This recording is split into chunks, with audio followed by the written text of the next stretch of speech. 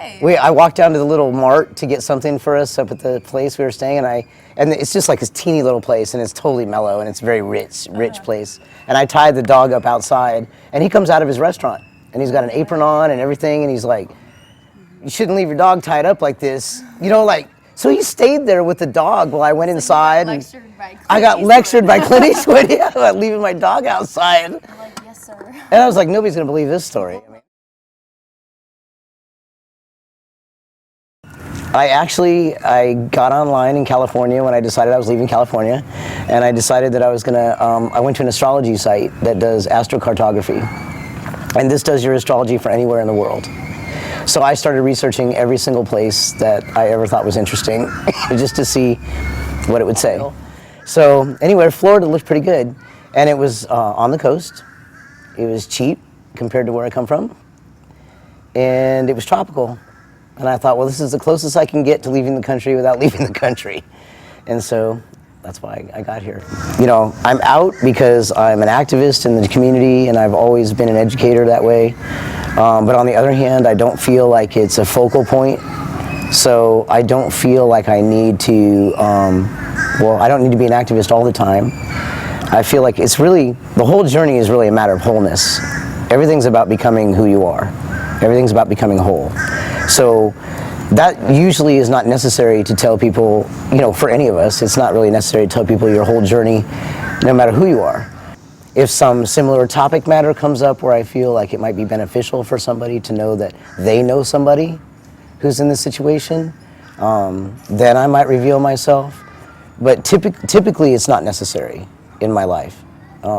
It's only when there's situations like this where my information is important to public education, where I think it's important to share. It used to be that people wanted to hear, what is your story? Like, what are the details of your story? And they want to know how you got there. Nowadays, it's expanded. Like the last panel I served on, everybody talked about the journey. And they were more vague about how that goes down. They didn't really talk about the details of how they got to where they were at. They talked more about how we're all becoming. But there is a trans group here now for youth called PRISM. And there was the first gay pride here ever this year. So I think things are moving forward, but I do feel like we're probably 10 or 20 years behind more progressive communities. I know that this is another kind of project where I'll probably be outed to people who didn't know about me before. Carolyn brought that up to me the other day. And I said, I know. I said, but it just keeps happening. You know, it's like I don't feel like I can avoid it in some ways because I feel like it's so important for people to be educated about what's going on and to know that there's people that they know. It's sort of like when you find out that your own son or daughter is gay. It's like all of a sudden it takes on new repercussions because it's right in your realm. And I feel it's the same is true with trans people.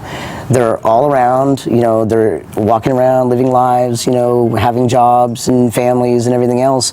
There's a time where you say, well, I've got to say that I am, because every now and then you need your mind blown. You know, just if not to expand just a little bit more. And I feel like that's my role in life, is to blow people's minds. And every now and then I have to come out of the closet and do that. And I take the chance that I'm going to be outed every time, but that's just part of my journey. You know, like I said, this journey to wholeness or whatever, is like, this is part of it, and it's a rather large part of it. So when it becomes necessary to share, I step out and do so.